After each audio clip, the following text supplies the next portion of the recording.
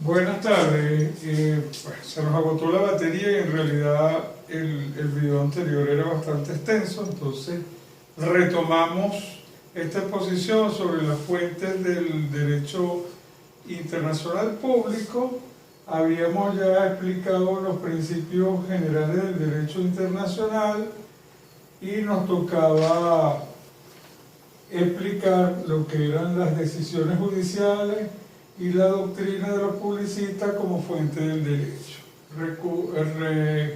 Recordando que esta clasificación de la fuente está establecida en el artículo 38 del convenio que crea la Corte Internacional de Justicia y que también está más o menos en términos similares en el artículo segundo del convenio sobre el derecho de los tratados internacionales, la Convención de Viena sobre el derecho de los tratados internacionales. Decisiones judiciales. ¿Qué son las decisiones judiciales? Son la jurisprudencia.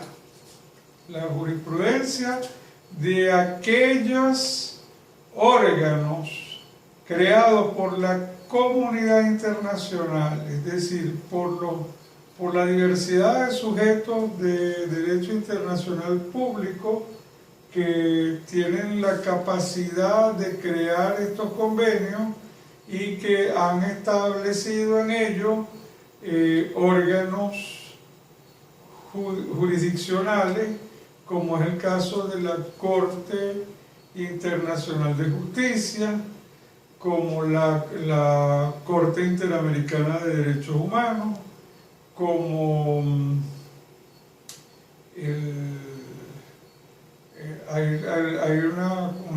la Corte Penal Internacional, por ejemplo, también, que producen decisiones. Hay otros organismos también que producen decisiones que tienen carácter jurisdiccional. Es muy conocido aquí Venezuela perteneció al Pacto Subregional Andino y había el Tribunal Andino, ese es el Tribunal Andino de Comercio, porque eso tenía que ver con los aranceles, con el cumplimiento de las políticas, sobre todo con el tema arancelario, el tema comercial, y las controversias se dirimían, las controversias internacionales se dirimían en el Tribunal Andino de Justicia.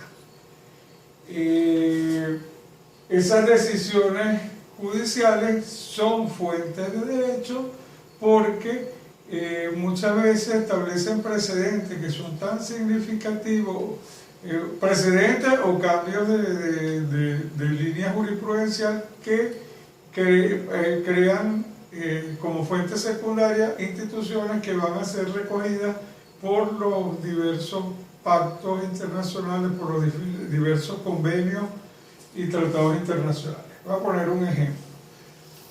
Después de la Segunda Guerra Mundial se dieron los llamados juicios de Nuremberg. En Alemania, los aliados crearon un tribunal para juzgar a los líderes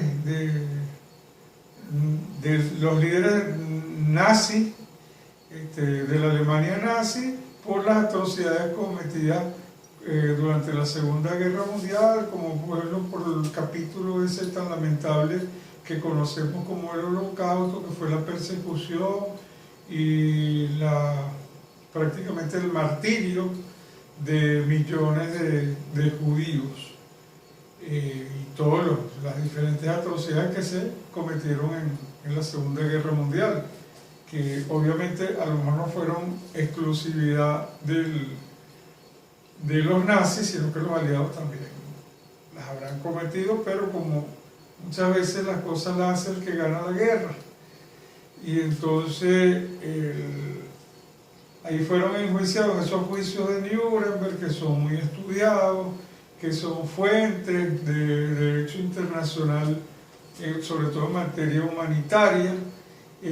Allí se discutieron algunos principios como era el principio de la obediencia debida y el principio de la razón de Estado. ¿Okay? Esas instituciones de alguna manera eran alegatos para tratar de eludir responsabilidades. ¿Okay? Es decir, que se cometían atrocidades porque estaban en incumplimiento de órdenes o que se cometían atrocidades porque el interés del Estado lo justificaba. En esos juicios de Nuremberg, después vienen los casos de las dictaduras argentinas de los años 80, de Videla, de Galtieri, esos dictadores que se sucedieron en Argentina y que cometieron muchas atrocidades, y que también en esa época estaba la de Pinochet en Chile, pero la de Argentina concretamente,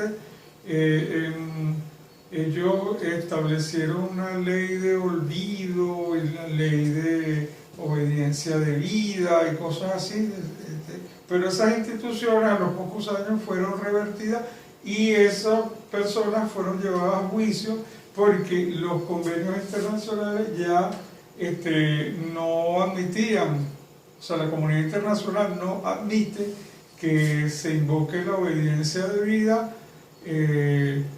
como una excepción por atrocidades, violaciones de derechos humanos, ¿okay? Ni menos el principio de la razón de Estado.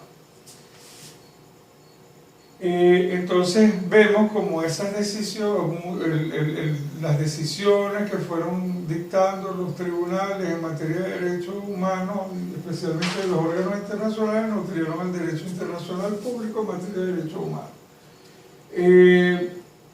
Es, como se dio, una fuente indirecta de derecho internacional público.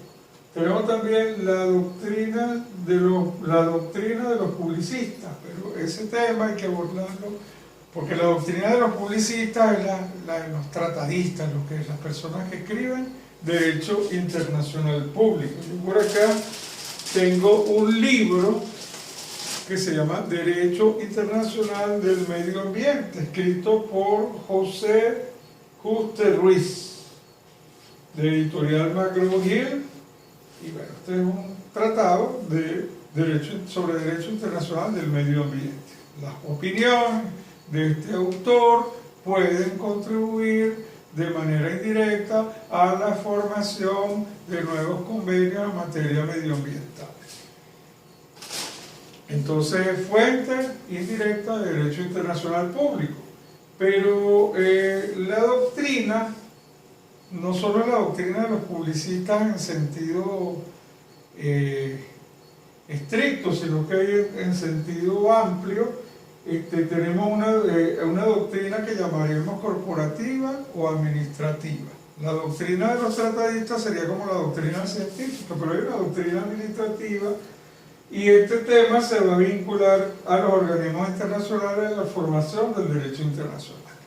¿Por qué se vincula la doctrina corporativa o administrativa de los sujetos de derecho internacional público con este tema de los organismos internacionales y la formación del derecho internacional público? En que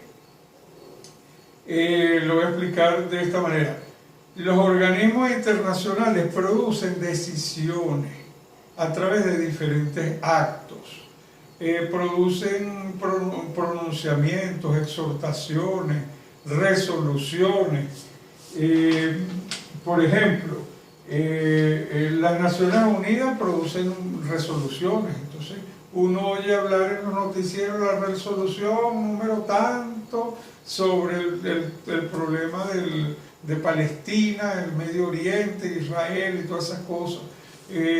La resolución número tal del Consejo de Seguridad de las Naciones Unidas, o también se producen resoluciones de la Agencia Internacional contra, digamos, proliferación de armas atómicas, todo ese problema que hay con Irán y el enriquecimiento de uranio, ese tipo de cosas que uno ve en los noticieros.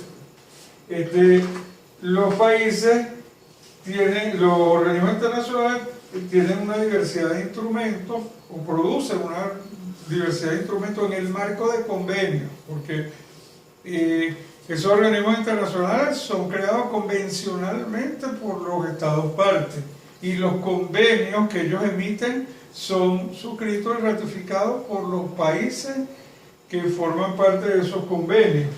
Entonces producen resoluciones, declaraciones, exhortaciones, etcétera, ¿no? Entonces, cuando por ejemplo se produce, la UNESCO hace un informe. Ese informe no tiene rango de convenio internacional, pero probablemente pueda ir a alguna reunión de cancilleres y se le da cierta solemnidad y puede adquirir el rango de resolución. Pues, entonces, es fuente de derecho internacional, no de convenios, pero sí de resoluciones, porque las resoluciones son un acto de derecho internacional público. Porque los convenios son actos quizás de proyección más general, y las resoluciones a veces tienen una proyección más particular, o sea, más individualizada sobre temas y sobre destinatarios. Todos esos instrumentos son derecho internacional público, son derecho positivo, pero de otra jerarquía. Y todos los informes y todos los pronunciamientos previos y los papeles de trabajo que aprueban las comisiones de trabajo, digamos, de los grupos de cancilleres, de los técnicos, esos documentos de forma indirecta contribuyen a construir el derecho internacional público, porque contribuyen a la creación de instituciones que luego van a ser incorporadas a los convenios internacionales. De manera que entonces esa doctrina corporativa o administrativa de los sujetos de derecho internacional público, que puede atender a los fines científicos, a los fines prácticos y a los fines críticos, ayudan a formar el derecho internacional público. Se me había quedado por ahí en el tintero, era observar que los tratados internacionales también, los pactos, tratados internacionales muchas veces producen otros instrumentos que en la práctica son convenios internacionales, aunque tengan otro nombre, que son los llamados protocolos. Y los protocolos tienen el mismo procedimiento de formación, de adhesión y de ratificación que tienen los convenios internacionales. De hecho, ahora en el primer video, cuando nos referíamos a un artículo en cuestión de la Convención de Viena, pues, que definía los tratados internacionales, ahí hablaba, prácticamente hacía ver los que eran los tratados más generales y los más específicos. Entonces, los más específicos muchas veces emanan con el nombre de protocolo. Un ejemplo, por ejemplo, la Convención contra el Cambio Climático, la Convención Internacional contra el Cambio Climático, tiene varios protocolos. Uno de ellos es el Protocolo de Kioto. El Protocolo de Kioto regula un tema particular del cambio climático, un factor del cambio climático, una de las causas del cambio climático, que es que son las emanaciones de dióxido de carbono, generalmente asociadas al uso intensivo de combustibles fósiles. Ese protocolo de Kioto busca los estados, los estados que suscribieron ese convenio, ese protocolo, pues se comprometieron a adoptar una serie de medidas para reducir las emanaciones de dióxido de carbono, porque ese es un factor que afecta la capa de ozono y contribuye al calentamiento global. Pero ese protocolo está dentro de un convenio marco, que es el convenio contra el cambio climático. Muchas gracias por su atención y muchas gracias. Buenas noches.